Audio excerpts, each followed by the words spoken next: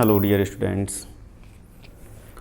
इस लेक्चर में हम लोग क्या सीखेंगे आज कंडक्शन के बारे में। तो जो मैथमेटिक्स है या उसके जो थियरीज़ हैं उसके बारे में ठीक ठाक जानकारी हम लोगों ने ले लिया है। कंडक्शन क्या होता है, मटेरियल मीडियम इसमें क्यों रिक्वायर होता है, वगैरह वगैरह। अब इस लेक्चर में हम लोग कन्वेक्शन के बारे में सीखेंगे। ठीक है, कन्वेक्शन में न्यूमेरिकल्स जो है वो आपको 12th बेसिस पे या इंजीनियरिंग एंट्रेंस में नहीं पूछे जाते हैं न्यूमेरिकल्स, लेकिन रेडिएशन पे कुछ पूछे जाते हैं। तो हम लोग कन्वेक्शन को थ्योरेटिकली ही ज़्यादा, कॉन्सेप्चुअली ज़्यादा समझेंगे, न्यूमेरिकल कम है इसमें। ठीक है, अनलाइक कंडक्शन, जो कि कंडक्शन में देखें कि उस पर न्यूमेरिकल आते हैं, उसके जो फार्मूलाज हैं बहुत सारे हैं। ठीक है, कंडक्टिविटी के ऊपर में, लेकिन कन्वेक्शन में ऐसा कम है। तो शुरू करते हैं। कन्वेक्शन क्या होता है? देखिए, सबसे पहले हम लोगों ने देख रखा है ऑलरेडी जो कंडक्शन, कन्वेक्शन और रेडिएशन में क्या अंतर है। जब हीट ट्रांसफ़र का जो मेथड है, ये तीनों में क्या डिफरेंस है, एक बार फिर से रिपीट करते हैं। कन्वेक्शन वो होता है जिसमें क्या होता है कि मान लीजिए कि यहाँ पर कोई एक बच्चा है और उसको एक बॉल है, बॉल को मान लीजिए हीट है, और उस बॉल को यहाँ दूसरे जगह पर, लोकेशन पर पहुँचाना है। तो क्या होता है कि ये खुद बॉल को ले करके चल करके अगर यहाँ से यहाँ तक जाएगा तो उसे हम लोग बोलेंगे कन्वेक्शन। बॉल मतलब हीट पहुँच गया यहाँ से यहाँ तक, कैसे? इस व्यक्ति को यहाँ से उठकर जाना पड़ा है। ठीक है, तो क्लियर हो गया। ये खुद यहाँ से चल के जाएगा देने के लिए बॉल, तो ये कन्वेक्शन हो जाएगा। ठीक है, ऐसे याद रखिए, इसको समझ में आ जाएगा। तो इसमें मटेरियल मीडियम का मूवमेंट होता है। इसकी प्रॉपर्टीज़ को एक एक करके हम लोग देखेंगे। एक नंबर लिखते हैं कि एक्चुअल मोशन ऑफ मटेरियल इसमें होता है। ठीक है, actual motion of material, clear है। दूसरा पॉइंट क्या होता है इसका कि जब मोशन ऑफ मटेरियल जैसे ही हम लोग बोल देते हैं, वैसे ही देखिए कि सॉलिड में तो ऐसा हो नहीं सकता है, क्योंकि एक जगह का, जैसे एक बड़ा सा आयरन का रॉड ले लिया, पता चला एक जगह का मटेरियल उठ के दूसरे जगह जा रहा है, सॉलिड में हो नहीं सकता है। तो ये किस में होगा? केवल लिक्विड और गैसेस में होगा। तो इसीलिए लिख सकते हैं it is possible only in fluids. इसमें भी कोई शक नहीं, फ्लूइड्स का मतलब लिक्विड और गैसेस में होगा। क्यों? लिक्विड और गैसेस क्या होता है कि एक जगह से दूसरे जगह मूव करते रहता है फ्रीली। तो कन्वेक्शन में हम लोग एग्जांपल्स भी देखेंगे और चीज़ों को अच्छी तरह से समझ लेंगे कि कैसे होता है ये। ठीक है, थर्ड पॉइंट लिखते हैं कि ये जो कन्वेक्शन है, जो मूवमेंट ऑफ फ्लूइड्स है, वो दो टाइप के हो सकते हैं, या तो नेचुरल होंगे या फोर्स्ड होंगे। तो इट कैन बी नेचुरल और फोर्स्ड कन्वेक्शन।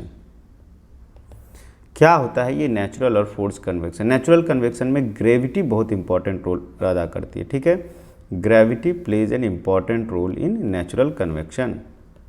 क्लियर है, नेचुरल कन्वेक्शन में ग्रेविटी का बहुत इंपॉर्टेंट रोल होता है।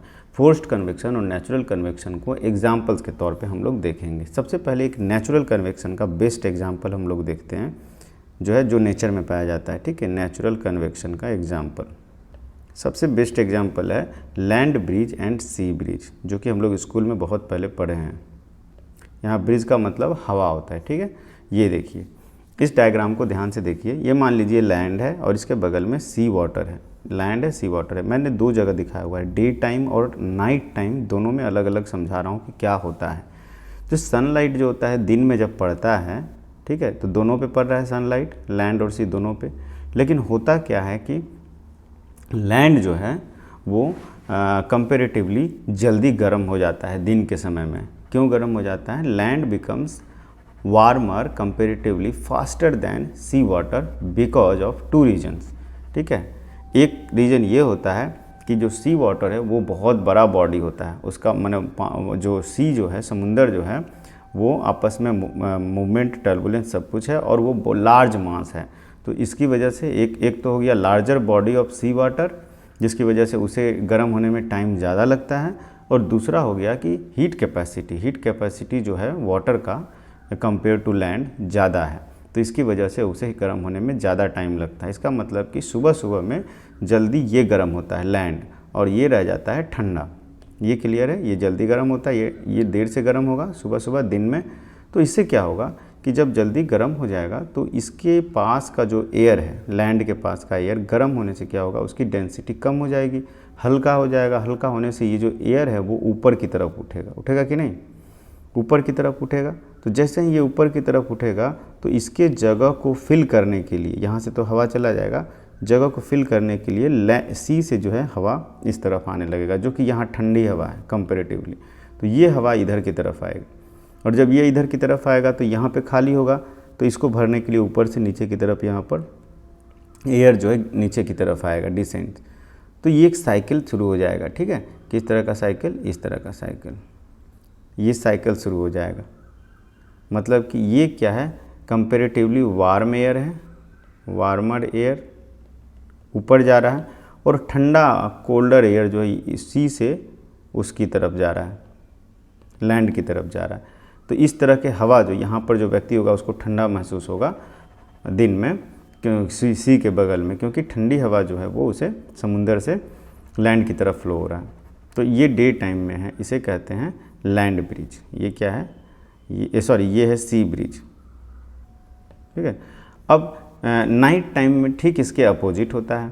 क्या होता है नाइट टाइम में, नाइट में क्या होता है कि ठंडा होने की बात है तो इसको, वाटर बॉडी को ठंडा होने में बहुत टाइम लगता है। ठीक है, क्योंकि वही सेम रीजन, थर्मल कैपेसिटी और लार्जर मास बॉडी, और ये जल्दी ठंडा हो जाता है।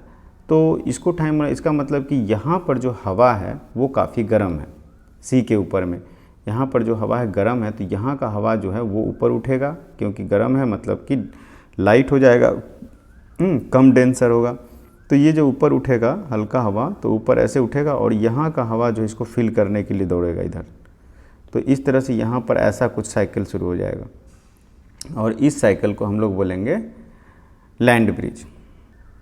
तो लैंड ब्रिज और सी ब्रिज, इससे क्या हो जाएगा कि रात के समय में इसको जो है कैसा हवा, रात के समय में जो है थोड़ा थोड़ा गर्म लगेगा लैंड पर जो व्यक्ति है उसके, क्योंकि सी वाला जो हवा जो है वो इसके पास आ रहा है, गर्म हवा। ठीक है, तो लैंड ब्रिज और सी ब्रिज का कॉन्सेप्ट, और ये कैसे हो रहा है, ये ग्रेविटी इसमें बहुत इंपॉर्टेंट रोल कर रहा है, क्योंकि ग्रेविटी की वजह से ही ये नीचे आ रहा है, यहाँ भी ग्रेविटी की वजह से नीचे आ रहा है, इस तरह से मूव हो रहा है। तो ये साइकिल जो है ये ग्रेविटी जो है डिसाइड करता है बहुत अच्छे से। तो ये नेचुरल कन्वेक्शन का एक अच्छा एग्जाम्पल है। नेचुरल तो रीजन्स आप लोग लिख सकते हैं इसमें, इम्पॉर्टेंट क्या क्या है, इसके रीजन्स क्या क्या हैं, ये इसमें रीजन हम लिखते हैं। एक है larger mass of water body takes longer to heat up, एक, और दूसरा हो जाएगा heat capacity of water is more than land. इन दोनों की वजह से ये जो होता है फिनोमेनन होता है। क्लियर हो गया? ठीक है। अब एनालिटिकली कन्वेक्शन को कुछ और एग्जांपल्स देखते हैं। पहले एग्जांपल्स में क्या देखते हैं, एक एग्जांपल ऐसा ले लीजिए, सपोज कीजिए कि आपके पास a hot milk in a glass है, इसमें एक हॉट मिल्क है। तो हॉट मिल्क है ग्लास में, तो इसको अगर आपको जल्दी ठंडा करना होता है क्या होता है, ये पहली बात तो है कि इसे अगर आप ऐसे नेचुरली छोड़ दीजिए तो ठंडा कैसे होता है। ये नेचुरली अगर इसे छोड़ देते हैं तो क्या होता है, ठंडा कैसे होता है कि इसके ऊपर से हवा चल रही है, इस तरह से हवा इसके ऊपर में, नेचुरल हवा, और वो इसके हीट को क्या करता है, लेकर चला जाता है, धीरे धीरे अपना इसके हीट को लेकर के चला जाता है, और वो ठंडा हो रहा है नेचुरली, इसमें कुछ नहीं कर रहे हैं। ये नेचुरल कन्वेक्शन है, आया कन्वेक्शन कंडक्शन दोनों है, ठंडा हो गया। लेकिन अगर इसको जल्दी ठंडा करना होता है तो हम लोग क्या करते हैं, इसके ऊपर में एक फ़ैन लगा देते हैं, फ़ैन के नीचे इसको डाल देते हैं ले जा करके। तो फ़ैन के नीचे अगर हम लोग डाल देंगे इसको तो ये थोड़ा जल्दी ठंडा होता है। क्यों होता है, क्योंकि जो हवा चलेगी वो फोर्स्ड कन्वेक्शन होगा। फ़ैन डाल लेने पे क्या हो जाएगा, फोर्स्ड कन्वेक्शन हो जाएगा। क्लियर है? और ये बिल्कुल मतलब कि बहुत सबसे ईजीएस्ट एग्जांपल है आपको नेचुरल कन्वेक्शन और फोर्स्ड कन्वेक्शन समझने के लिए। इसके ऊपर में फ़ैन डाल दिए हैं आप, तो ये हो गया फोर्स्ड कन्वेक्शन। ठीक है। और इसी तरह से आप मान लीजिए कि कार का जो रेडिएटर होता है इंजन का, वो कैसे ठंडा होता है। रेडिएटर में जो कूलिंग सिस्टम है वो किस टाइप का है। रेडिएटर कूलिंग सिस्टम ये है कि रेडिएटर के जो ट्यूब्स होते हैं जिसमें कि वाटर का फ्लो होता है इंजन बॉडी को ठंडा करने के लिए, उस वाटर को ठंडा करने के लिए हम लोग एक फ़ैन का, रेडिएटर फ़ैन का इस्तेमाल करते हैं। ठीक है, रेडिएटर फ़ैन होता है, और वो रेडिएटर फ़ैन क्या करता है, हवा को बहुत तेज़ी से, रेडिएटर फ़ैन, ये भी फोर्स्ड कूलिंग का एग्जाम्पल है, तेज़ी से क्या करता है, उसको ठंडा करता है। फोर्स्ड कन्वेक्शन का एग्जाम्पल है, फोर्स्ड कन्वेक्शन। ठीक है, इसी तरह से जो कंप्यूटर में जो फ़ैन लगा हुआ आता है उसका कारण भी यही है, प्रोसेसर के ऊपर में फ़ैन को लगा दिया जाता है, क्योंकि प्रोसेसर बहुत सारा कंप्यूटेशन करके गर्म हो जाता है, तो उसको ठंडा करने के लिए एक फ़ैन लगा दिया होता है। क्यों? क्योंकि फ़ैन बड़ी तेज़ी से उस पर हवा डालेगा और वो फोर्स्ड कन्वेक्शन से ठंडा होगा। ठीक है, computer fan, laptop fan, laptop के अंदर भी बहुत सारे फ़ैन, बहुत सारे लैपटॉप में फ़ैन होता है, फ़ैन, वो फ़ैन क्या करता है, फोर्स्ड कन्वेक्शन का एग्जाम्पल है ये सब। ठीक है, ये सब एस्पेक्ट्स हैं। अब क्या है कि एनालिटिकली अगर देखा जाए,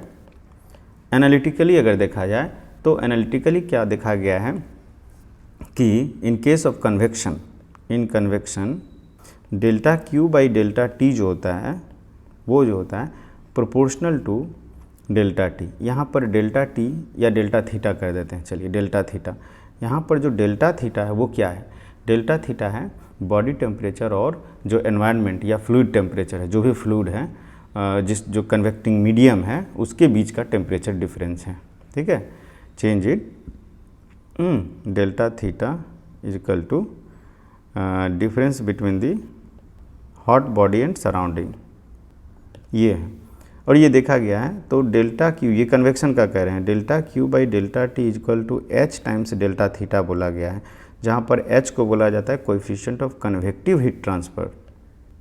ठीक है, बस थोड़ा सा इसमें समझना है। और एच जो है coefficient of convective heat transfer है, और एच जो है it is not the property of fluid, fluid का प्रॉपर्टी नहीं है। इसका मतलब कि जिस तरह से कंडक्टिविटी में था कि कंडक्टिविटी प्रॉपर्टी ऑफ मटेरियल होता है, ठीक है, आयरन का है अलग, वाटर का है अलग, इस तरह से एच जो है वो प्रॉपर्टी ऑफ फ्लूइड नहीं है, बल्कि एच जो है वो physical property of fluid plus, H में दोनों चीज़ें हैं, फिजिकल प्रॉपर्टी ऑफ फ्लूइड के साथ जो उसका जो कूलिंग सरफेस का जो ज्योमेट्री है, कूलिंग सरफेस का ज्योमेट्री, इन दोनों का कॉम्बिनेशन है। So H is the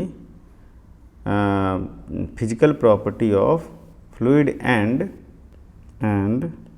geometry of cooling surface लिख देते हैं। ठीक है, इन दोनों का कॉम्बिनेशन है, ये इम्पॉर्टेंट पॉइंट हो गया कि ये एक ये, ठीक है, इम्पॉर्टेंट पॉइंट हो गया। एच क्या होता है, थर्मल एच का, यहाँ से आप देख लीजिए delta Q by delta T की एच का यूनिट क्या होगा। ठीक है, कोएफिशिएंट ऑफ एच का यूनिट आप खुद से निकाल के देख लीजिए क्या होगा, ज़रूर निकालिए, क्योंकि ऐसे एग्जाम्स में कभी अचानक से पूछ दिया जाता है तो आपको पता होना चाहिए, वहाँ पर निकालिएगा बैठ करके तो क्या होगा, टाइम का वेस्टेज होगा। ठीक है, ये चीज़ें हो गई। तो कन्वेक्शन आपको मेरे ख्याल से समझ में मोटी तौर पे अच्छे से आ गया है। ठीक है, अब हम लोग चलते हैं रेडिएशन की तरफ। रेडिएशन होता है, अब रेडिएशन के बारे में कुछ पॉइंट्स हम लोग सीखते हैं।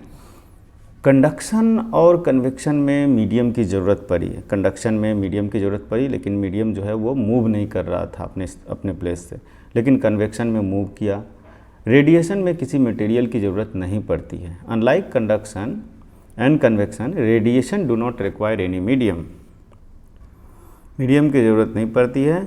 ठीक है, जो सन से, सूरज से जो अर्थ के पास या किसी भी प्लैनेट पे जो हीट या लाइट पहुंचता है, वो थ्रू हीट का जो ट्रांसफ़र होता है थ्रू रेडिएशन ही होता है, क्योंकि बीच में सन और अर्थ के बीच में, between the sun and earth there are lot of empty spaces, जहाँ मीडियम ही नहीं है, तो एम्प्टी स्पेस से फिर वो आता कैसे है, वो इसलिए क्योंकि इसको मीडियम की ज़रूरत नहीं पड़ती है। तो heat from the sun to the earth comes by this method, radiation से आता है। ठीक है, और रीज़न क्या है, क्योंकि वैक्यूम स्पेसेस बीच में बहुत सारे होते हैं। ठीक है, फिर भी आता है।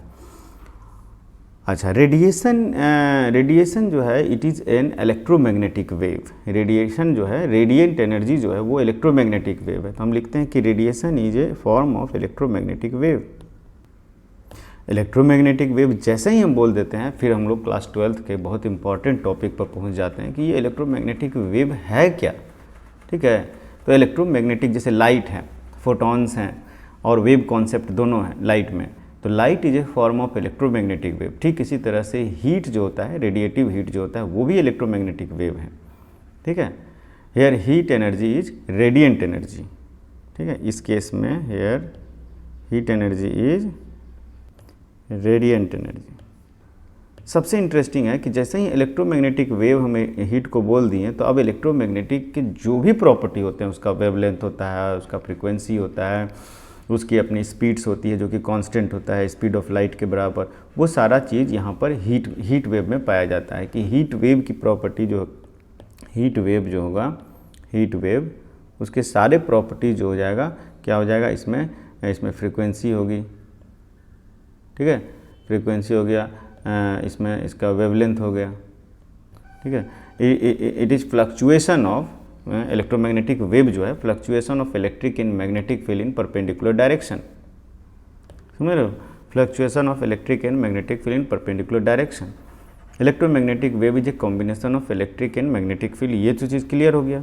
अब इलेक्ट्रोमैग्नेटिक फील्ड को अगर थोड़ा सा देखें कि कैसा दिखता है, तो चलिए उसको देख लेते हैं।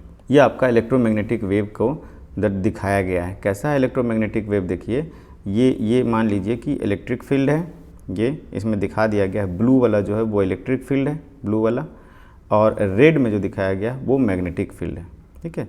ब्लू और रेड में दिखा दिया गया है मैग्नेटिक फील्ड और इलेक्ट्रिक फील्ड, और ये दोनों परपेंडिकुलर डायरेक्शन में है। देख लीजिए, इसको समझ में आ जाएगा आपको देखने से, ये दोनों किस डायरेक्शन में किस तरह से है, ठीक है। तो इसको हम लोग अगर थोड़ा सा एक्सिस ड्रॉ करें तो किस तरह से दिखेगा, अगर हम एक्सिस यहाँ पर दिखाते हैं, यहाँ पर, तो ये ले लीजिए एक, और ये ले लेते हैं एक एक्सिस, ये, तो इसको अगर हम लोग बोलते हैं, ये आपका हो जाएगा इलेक्ट्रिक फील्ड जो है ऊपर में है, तो इलेक्ट्रिक फील्ड ये ई एक्सिस हो गया है और ये बी एक्सिस हो गया है, ठीक है। और ये जो है direction of propagation of light है, प्रोपगेशन ऑफ हीट वेव या वेव कह लीजिए, प्रोपगेशन ऑफ इस तरफ, ठीक है। तो ई क्रॉस बी जो होता है वो डायरेक्शन ऑफ, ये जो डायरेक्शन है वो हो जाएगा ई क्रॉस बी। ये क्रॉस प्रोडक्ट जो है वेक्टर में हम लोग पढ़े थे, उससे direction of propagation of light मिल जा रहा है, ठीक है। तो यहाँ पर देखिएगा ध्यान से, तो ई जो है वेक्टर है, इज इन कौन से प्लेन में है, ई जो है वो कौन से प्लेन में, मान लीजिए अगर हम इसको एक्स एक्सिस बोलते हैं, इसको वाई एक्सिस बोलते हैं, इसको जेड एक्सिस बोलते हैं, ठीक है। तो एक्स वाई जेड, तो ई के कौन से प्लेन में है, ई इज इन ऊपर की तरफ है ना,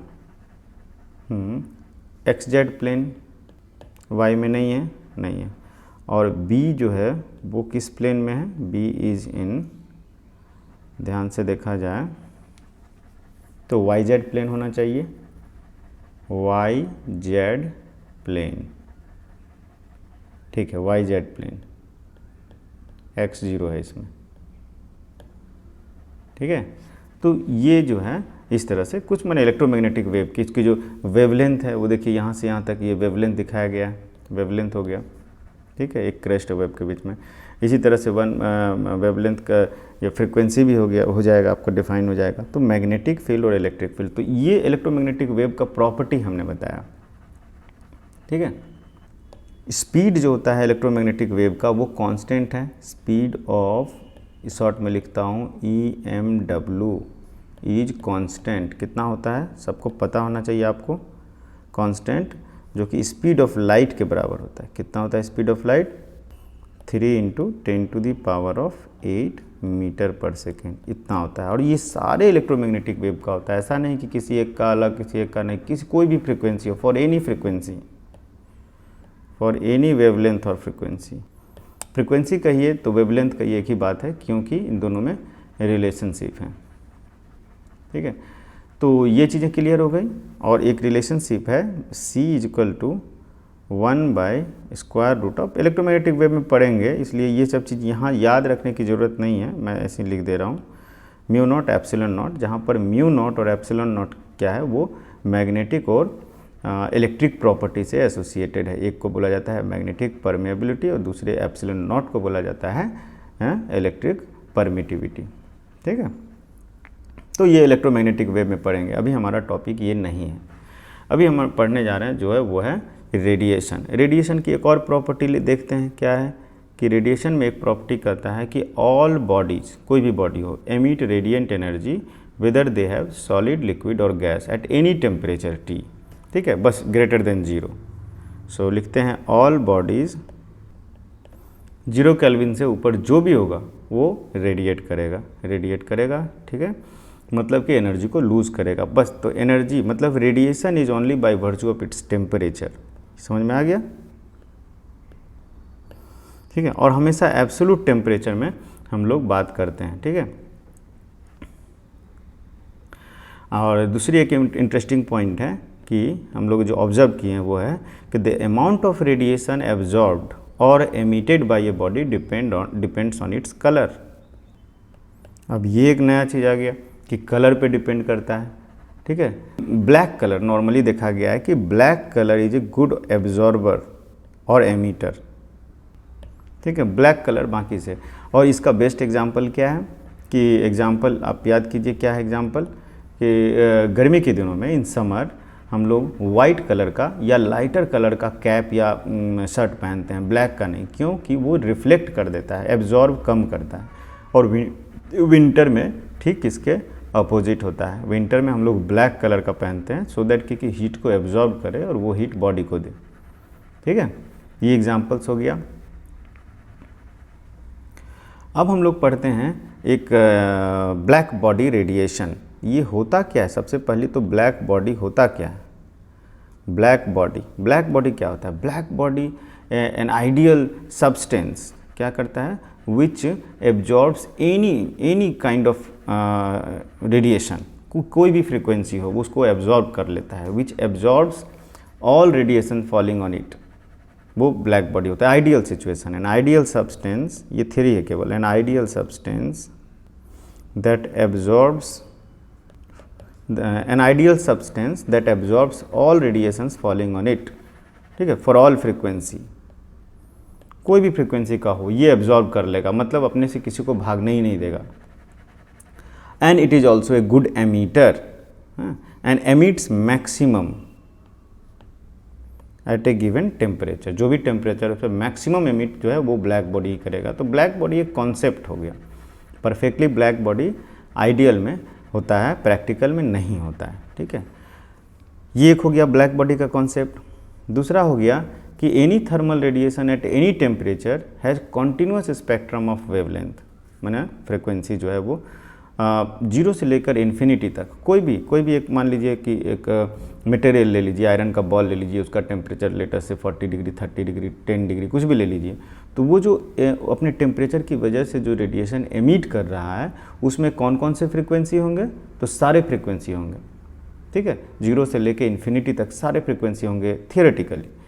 ठीक है, लेकिन जो ऑब्जर्वेबल फ्रीक्वेंसी होगा वो जो होगा ऑब्जर्वेबल मतलब जिसका अमाउंट सबसे ज़्यादा होगा वो एक पर्टिकुलर फ्रीक्वेंसी का पाया जाता है। पर्टिकुलर मतलब एक पर्टिकुलर रेंज ऑफ फ्रीक्वेंसी में पाया जाता है मैक्सिमम, वो अभी हम लोग देखेंगे। ठीक है, तो क्या बोल रहे हैं कि any thermal radiation at any temperature has continuous spectrum of wavelength और frequency from small to big, small to large, but different wavelength has different energy. ठीक है, मैं रिपीट करता हूँ, any thermal radiation at any temperature has continuous spectrum of wavelength और frequency from small to long. मतलब कि मैंने समझा दिया कि अगर कोई बॉडी मान लीजिए 30 डिग्री टेम्परेचर पे एक आयरन का बॉल है तो वो जो एनर्जी रेडिएट करेगा वो एनर्जी उसमें जो फ्रीक्वेंसीज़ के जो रेडिएशंस होंगे वो सारे फ्रीक्वेंसीज़ के पाए जाएंगे 0 टू इन्फिनिटी तक, यही बोलना चाहता है। ठीक है, और फ्रीक्वेंसी डिफरेंट फ्रीक्वेंसीज़ के डिफरेंट एनर्जीज़ होते हैं, डिफरेंट फ्रीक्वेंसीज़ के डिफरेंट एनर्जीज़ होते हैं, ये हमें पता है।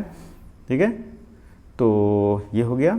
अब इंटरेस्टिंग पॉइंट देखते हैं कि ये जो हम देख रहे हैं कि एनर्जी जो रेडिएट हो रहा है उसको हम लोग कुछ एक्सपेरिमेंट्स करते हैं। और एक्सपेरिमेंट से क्या होता है, एक कर्व पाया गया और एक्सपेरिमेंट क्या है उसको देखिए।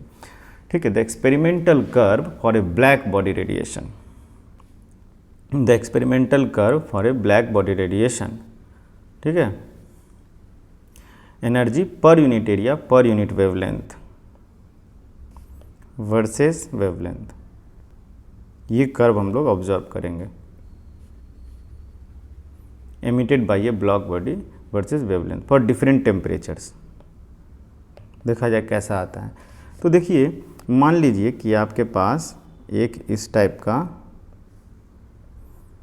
सिचुएशन है। ठीक है, एक बॉडी लिए ठीक है, उसको आप क्या किए, एक पर्टिकुलर टेम्परेचर फिक्स कर दिए और उस टेम्परेचर पर उसका जो एनर्जी डेंसिटी है वो मेज़र कर रहे हैं कि एनर्जी जो है per unit area per unit wavelength जो है वो कितना है, और उसको प्लॉट कर रहे हैं। एक मतलब क्या बोलते हैं, क्वालिटेटिवली बता रहे हैं, फिगर्स नहीं लिखेंगे कि कितना एनर्जी है कितना वेवलेंथ है, पर एक क्वालिटेटिव आइडिया देते हैं कि एनर्जी डेंसिटी जो है एनर्जी पर यूनिट एरिया और यहाँ पर वेवलेंथ, और ये एक पर्टिकुलर टेम्परेचर पे ड्रॉ करते हैं।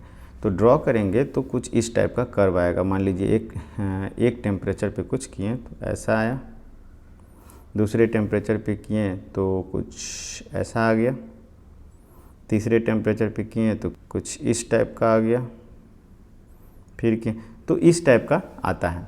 तो ये जो कर्व है, इस कर्व को अब एनालाइज करने की ज़रूरत है। क्या है कि एनर्जी जो है वो मैक्सिमम है एक पर्टिकुलर वेवलेंथ पे। ये अलग अलग टेम्परेचर है, मान लीजिए ये T1 है, ये T2 है, ये T3 है, और आपको बता दें कि T1 टेम्परेचर जो है कम है T2 से और T3 से, ठीक है, ये टेम्परेचर है हायर टेम्परेचर। T3 सबसे हाईएस्ट टेम्परेचर पे है। तो T1 हो गया, T1 पर एक मैक्सिमम आया लैम्डा, जहाँ पर एनर्जी सबसे ज़्यादा है जिस फ्रिक्वेंसी का। फिर इसी तरह से एक यहाँ पर आया, यहाँ पर मैक्सिमम लैम्डा का कॉन्सेप्ट यहाँ पर। तो लैम्डा मैक्सिमम 1 इसको बोलते हैं, लैम्डा मैक्सिमम 2 इसको बोलते हैं, लैम्डा मैक्सिमम 3 इसको बोलते हैं, ठीक है। और इसको अगर इस तरह से मिलाते हैं तो एक हाइपरबोलिक कर्व आएगा, ठीक है। मेरा ग्राफ उतना अच्छा नहीं आया है, तो कुछ हाइपरबोलिक कर्व इस टाइप का आएगा ऐसे, ठीक है। और ये तो क्या है, ये डिफरेंट टेम्परेचर्स के लिए अलग अलग कर्व ड्रॉ किया गया है। क्या, एनर्जी वर्सेस लैम्डा वेवलेंथ, ठीक है। अब इसमें क्या है, लैम्डा m क्या है, मैक्सिमम लैम्डा मैक्सिमम एनर्जी के corresponding lambda, lambda corresponding to maximum energy at a given temperature. लिख देते हैं lambda m is equal to wavelength corresponding to maximum energy at a given temperature. Maximum intensity कर देते हैं, ठीक है, per unit area था ना इसलिए intensity at a given temperature, ठीक है। अब इंटरेस्टिंग चीज़ यहाँ पर आ जाता है कि अगर इसको मैथमेटिकली देखा जाए तो ये होता है लैम्डा m मतलब maximum times absolute temperature is equal to some constant, और इसे कहा जाता है Wien's displacement law. Wien's displacement law, curve क्या हो रहा है, डिस्प्लेस हो रहा है ना, इसलिए इसको विन्स डिस्प्लेसमेंट लॉ कर दे रहे हैं, ठीक है। तो एनर्जी वर्सेस ये कर्व और lambda m into T equal to constant, Wien's displacement law, ठीक है। और ये कांस्टेंट का जो वैल्यू होता है वो होता है constant is equal to 2.9 into 10 to the power of -3 metre kelvin. ये कुछ चीज़ें याद रखने वाली चीज़ें हैं, ठीक है। तो ये कर्व जो है फिर से ध्यान से समझिए कर्व क्या है। कर्व है कि कर्व को भी अच्छे से समझा रहा हूँ। एक पर्टिकुलर टेम्परेचर पर आपने क्या किया कि एनर्जी इंटेंसिटी को ड्रॉ किया वेवलेंथ, डिफरेंट वेवलेंथ के लिए। तो देखा क्या कि एक पर्टिकुलर वेवलेंथ लैम्डा m1 पर T1 के लिए वहाँ पर जो है इंटेंसिटी सबसे ज़्यादा है लैम्डा m1 के करस्पॉन्डिंग। इसी तरह से टेम्परेचर चेंज किया तो देखा कि लैम्डा बदल गया, फिर टेम्परेचर चेंज किया। मतलब कि इसमें अगर कर्व में देखा जाए तो हायर टेम्परेचर पर क्या है, लैम्डा m कम पाया गया है, ठीक है। हाई टेम्परेचर तो लैम्डा m कम है, हाई टेम्परेचर, ठीक है, तो क्या है लैम्डा m लो। तभी तो ये lambda m into T constant आया है, ठीक है। लो टेम्परेचर पर लैम्डा m ज़्यादा है। अब इसका एक्सपेरिमेंटली देखिए एक चीज़ बता रहे हैं। मान लीजिए कि आप आयरन के एक रॉड को धीरे धीरे गर्म करना शुरू करते हैं, ठीक है। तो धीरे धीरे जब गर्म करना शुरू करते हैं तो सबसे पहले आपको जो है लो रहेगा टेम्परेचर, जब गर्म होगा 400 500 600 डिग्री सेल्सियस पे, तो आयरन का कलर क्या होता है, रेड होता है। रेड क्यों होता है, रेड का जो है रेड के कॉरस्पॉन्डिंग जो है मैक्सिमम एनर्जी जो होगा वो रेड के कॉरस्पॉन्डिंग होगा, मतलब लो वेवलेंथ के हाई वेवलेंथ के कॉरस्पॉन्डिंग होगा। लो टेम्परेचर पर ध्यान दीजिए, ये टेम्परेचर लो वाला कर्व है, लो टेम्परेचर पर लैम्डा ज़्यादा है जिसके कॉरस्पॉन्डिंग मैक्सिमम एनर्जी लाई करता है, तो इसलिए वो पहले रेड होता है। उसके बाद क्या होगा कि जैसे जैसे टेम्परेचर बढ़ाइएगा तो जो एनर्जी का प्रोपोर्शन जो है जिसमें मैक्सिमम इंटेंसिटी लाई करेगा उसका लैम्डा घटेगा, लैम्डा घटेगा, इसका मतलब को धीरे धीरे येलो रेंज में आएगा। और ज़्यादा टेम्परेचर करिएगा तो वो क्या होता है कि उसका वाइट हो जाता है, आयरन जो है उसका कलर वाइट हो जाता है। और ये सब विजिबल रेंज में हो रहा है, इसलिए हम लोग इसको ऑब्ज़र्व करते हैं। लेकिन अगर विजिबल रेंज में नहीं हुआ तो वो ऑब्ज़र्व नहीं होगा, बल्कि किसी और मेथड से देखना पड़ेगा कि क्या क्या हो रहा है। तो इसका मतलब ये आपको पता ही है कि विबग्योर का कॉन्सेप्ट क्या होता है, VIBGYOR ऐसे ही होता है ना, कि यहाँ पर लैम्डा जो है मैक्सिमम है, यहाँ लैम्डा जो है वो मिनिमम है इस साइड में। तो लैम्डा जो है इस तरह से बढ़ रहा है लैम्डा।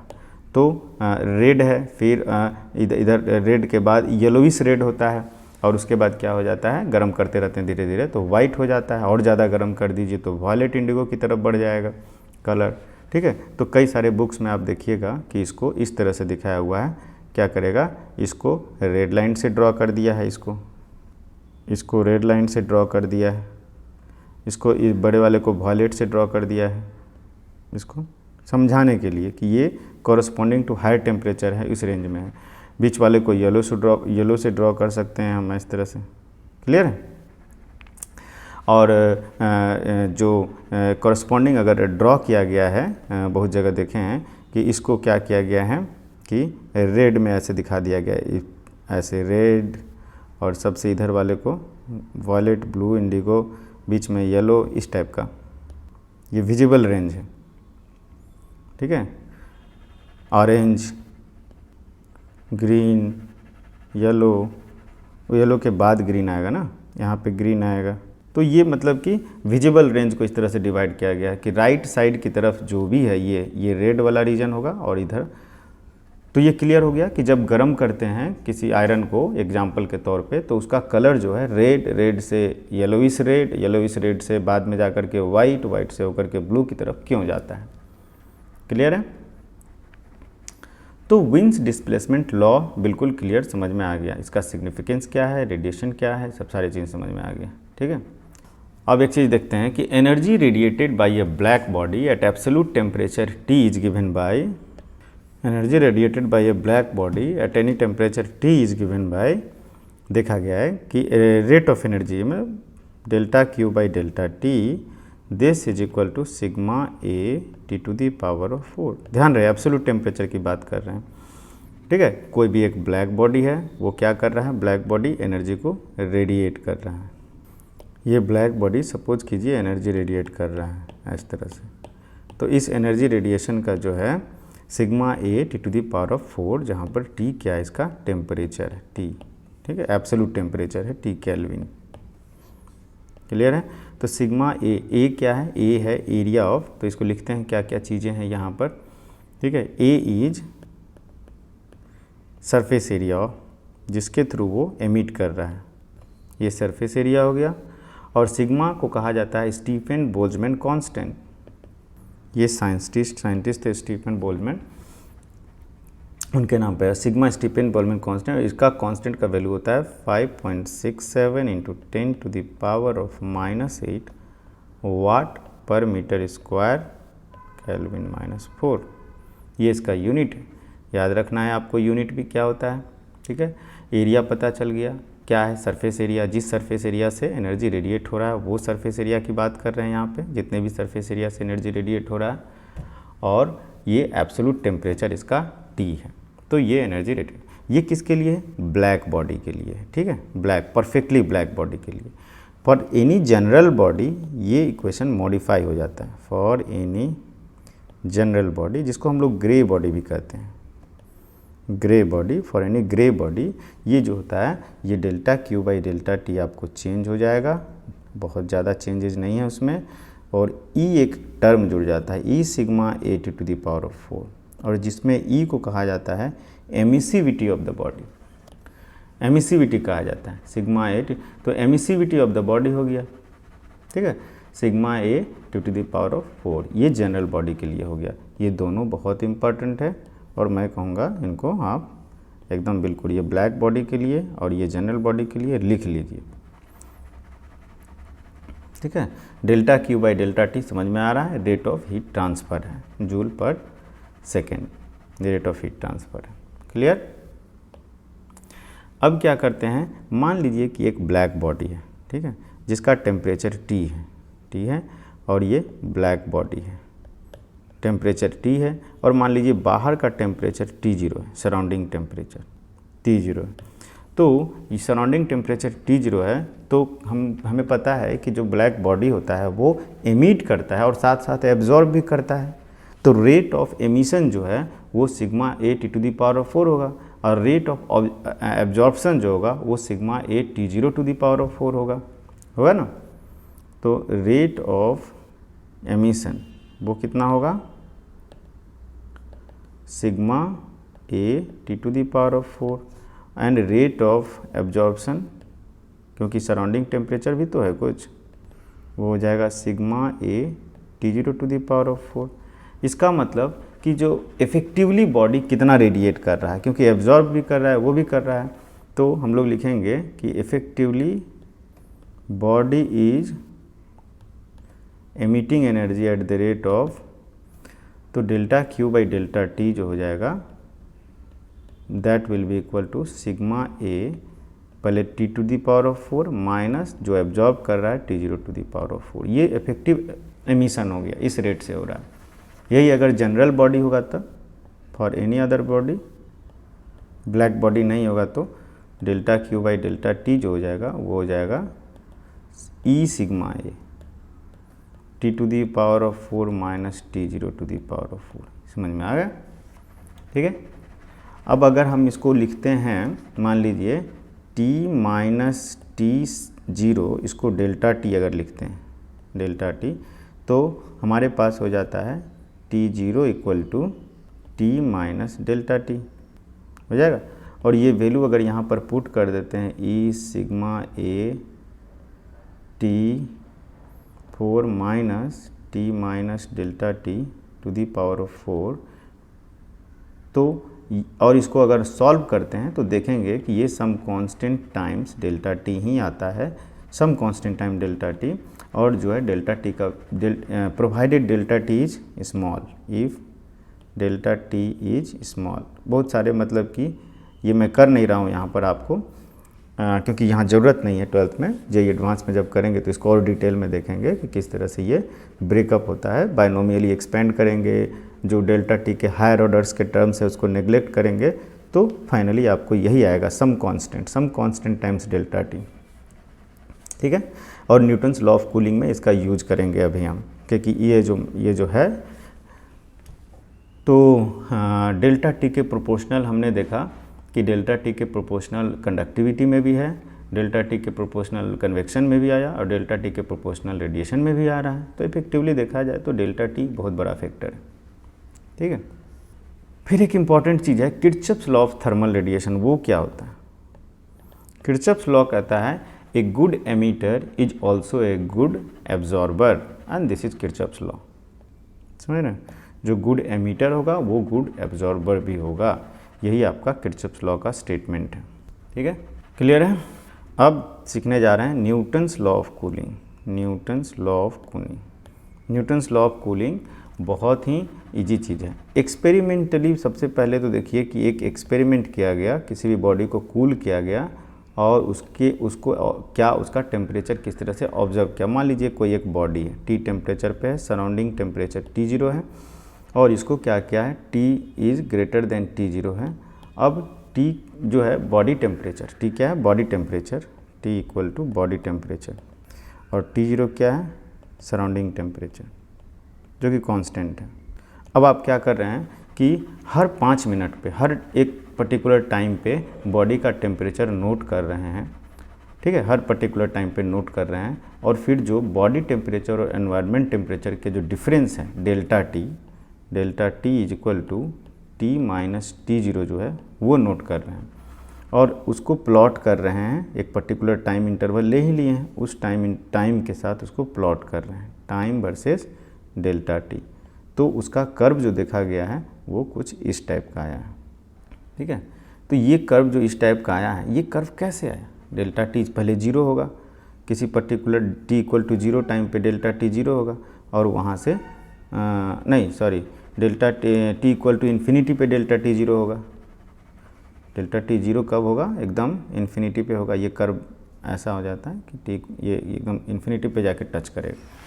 तो डेल्टा टी, सॉरी यहाँ पे डेल्टा टी कैपिटल लिखते हैं, डेल्टा कैपिटल टी, ये कैपिटल टी कौन सा है, ये टेम्परेचर डिफरेंस है बॉडी और सराउंडिंग के बीच का, और ये कर्व पाया गया है। ये कर्व क्या होता है, ये मान लीजिए आप इक्वल टाइम इंटरवल पर हम दिखा रहे हैं किस तरह से। तो इस कर्व को देख करके आप ऑब्ज़र्व कीजिए तो आपको पता चल जाएगा कि है क्या। मान लीजिए कि ये जो हायर, जब डेल्टा टी बहुत ज़्यादा है, यहाँ पर तो डेल्टा टी ज़्यादा है, डेल्टा टी एक्सिस में, तो जब डेल्टा टी ज़्यादा है तो क्या है कि बहुत कम टाइम में टेम्परेचर जल्दी से घट रहा है। ये टाइम बहुत कम है, देखिए ये टाइम इंटरवल। और वही जब डेल्टा टी बहुत कम हो गया है, ये देखिए यहाँ पर, तो टाइम जो है काफ़ी ज़्यादा लग रहा है कूल होने में, ठीक है। तो at higher delta T cools faster, ये न्यूटन्स लॉ हो गया, सिंपल बात है। At higher delta T body cools faster, मतलब कूल्स फास्टर मतलब बहुत ज़्यादा हीट रेडिएट करता है कंपेयर टू जब डेल्टा टी कम हो, ठीक है। तो delta Q by delta T, ये चीज़ क्लियर हो गया। तो delta Q by delta T को न्यूटन्स लॉ के हिसाब से delta Q by delta T जो है, delta T rate, that could be equal to minus T minus some constant T minus T zero, ठीक है। ये टी माइनस टी जीरो मतलब डेल्टा टी हुआ, ठीक है। अब मान लीजिए कि in time D T, small amount of time D T, temperature changes from T to T plus D T. Let in time D T temperature of the body, temperature of body changes from T to T plus D T. अब D T temperature जब change हुआ है तो उसके लिए formula M S delta T लगेगा, and S equal to specific heat of body, assume करते हैं, ठीक है। Let S equal to specific heat of body, तो हम लोग लिख सकते हैं delta Q is equal to M S D T, M equal to mass of body, तो एम एस डी टी लिख सकते हैं। क्लियर है। तो delta Q by delta T जो हो गया, delta Q by delta T equal to हो गया M S D capital T by D T, and this is equal to minus K T minus T zero. अब इसको mathematically solve कीजिए तो ये हो जा रहा है D T upon T minus T zero equal to minus K by M S D T. अब इसको इंटीग्रेट कर दीजिए। अब ये क्लास 12th का इंटीग्रेशन है मैथ्स का, कहाँ से इंटीग्रेट करिएगा, इंटीग्रेट कर दीजिए तो ये आ जाता है ln मतलब log t minus T zero is equal to minus K by M S small T, जो कि टाइम है। तो यहाँ से आ जाता है t is equal to T zero plus E to the power of minus K by M S T, और इस के बाई एम एस को एक नया कांस्टेंट मान लीजिए, तो ये हो जाएगा T zero plus E to the power of minus K dash T, मतलब कि delta T is equal to, यहाँ से अगर delta T is equal to आ गया T minus T zero equal to E to the power of minus K dash T. तो जो graph जो अभी ड्रॉ किए हम जनाब, ये ग्राफ जो है उसी का है। ये graph delta T is equal to E to the power of minus K dash T का ही ग्राफ है और कुछ नहीं, ठीक है। तो अब क्लियर हो गया, ये न्यूटन्स लॉ ऑफ कूलिंग का कॉन्सेप्ट क्लियर हो गया। अब नेक्स्ट लेक्चर में हम लोग क्या करेंगे, इस पर बेस्ड कुछ न्यूमेरिकल्स करेंगे, रेडिएशन के ऊपर। कन्वेक्शन के ऊपर न्यूमेरिकल नहीं करेंगे, ज़रूरत नहीं पड़ी है, लेकिन रेडिएशन के ऊपर में और न्यूटन्स लॉ ऑफ कूलिंग के ऊपर में एक दो प्रॉब्लम करेंगे नेक्स्ट लेक्चर में, और चीज़ें बिल्कुल क्रिस्टल क्लियर हो जाएगी। Okay, thank you.